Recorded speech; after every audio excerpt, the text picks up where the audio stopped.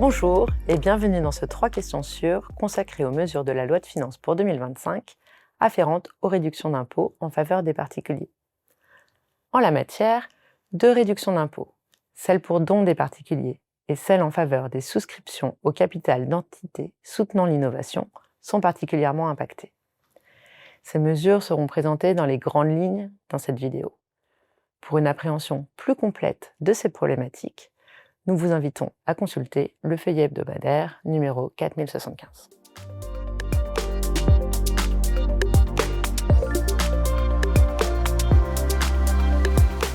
Les contribuables qui financent des œuvres ou la vie politique bénéficient d'une réduction d'impôt sur le revenu de 75% pour leurs dons aux associations d'aide aux personnes en difficulté et de 66% pour les versements au profit d'organismes d'intérêt général et pour le financement de la vie politique. Le report des dons d'une année excédant 20% du revenu imposable étant pris en compte au titre des années suivantes. À compter du 15 février 2025, lendemain de la date de promulgation de la loi, les dons aux associations d'aide aux victimes de violences domestiques bénéficient à nouveau du taux de 75%. Le plafond majoré de versement de 1 000 €, applicable à la réduction d'impôt Coluche, est pérennisé. Et le taux de 75% applicable à la Fondation du patrimoine pour la restauration et la conservation du patrimoine religieux est ouvert à l'ensemble des fondations. Nous reviendrons sur ce point à l'occasion de la question suivante. En ce qui concerne l'aide aux personnes, l'application du taux majoré de 75% est étendue aux versements effectués au profit d'organismes d'intérêt général qui accompagnent les victimes de violences domestiques ou contribuent à favoriser leur relogement. Ces organismes doivent exercer cette mission à titre principal et gratuitement. Les victimes de violences domestiques s'entendent dans le cadre de cette mesure au sens du droit européen. Rappelons qu'une extension similaire avait déjà été prévue à titre expérimental et temporaire par la loi de finances pour 2020 et avait été prorogée jusqu'au 31 décembre 2022. En ce qui concerne le plafond de versement Coluche, le bénéfice du plafond majoré de 1 000 € est pérennisé. Il s'applique ainsi désormais sans échéance comme plafond de droit commun.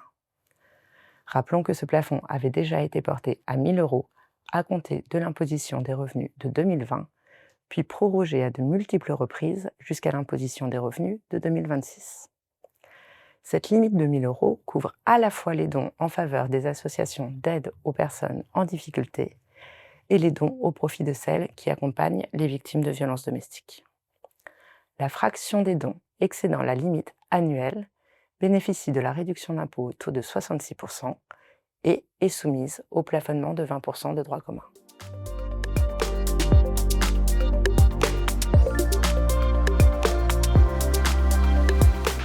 Comme nous l'avons évoqué à l'occasion de la question de Michel, les aménagements apportés à la réduction d'impôt pour dons des particuliers concernent également les versements réalisés en faveur de la préservation du patrimoine. Bénéficient d'un taux de réduction d'impôt de 75%, les dons et versements effectués entre le 15 septembre 2023 et le 31 décembre 2025 au profit de la Fondation du patrimoine en vue d'assurer la conservation et la restauration du patrimoine religieux.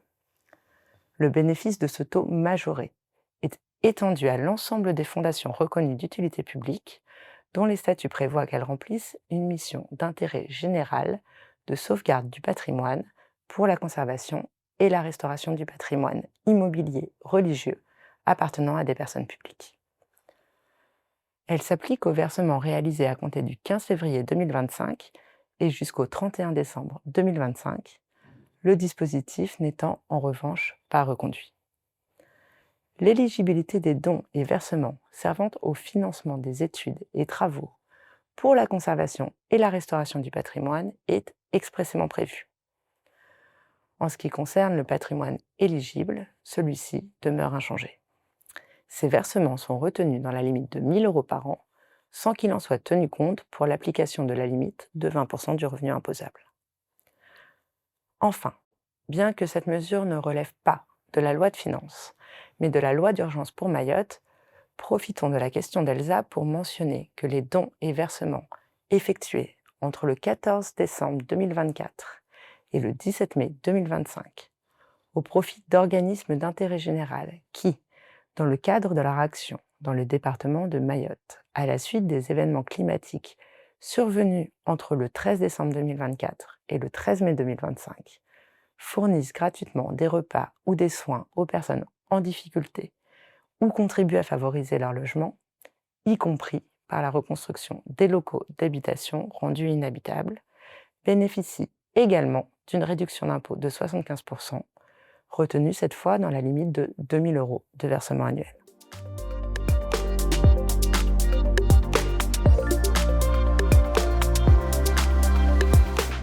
Les contribuables peuvent, sous de nombreuses conditions, obtenir une réduction d'impôt sur le revenu au titre des sommes qu'ils versent pour souscrire en numéraire au capital initial ou aux augmentations de capital de PME et d'entreprises solidaires d'utilité sociale, de parts de fonds communs de placement dans l'innovation, de parts de FIP-Corse et de FIP-Dom, ou au capital de jeunes entreprises innovantes.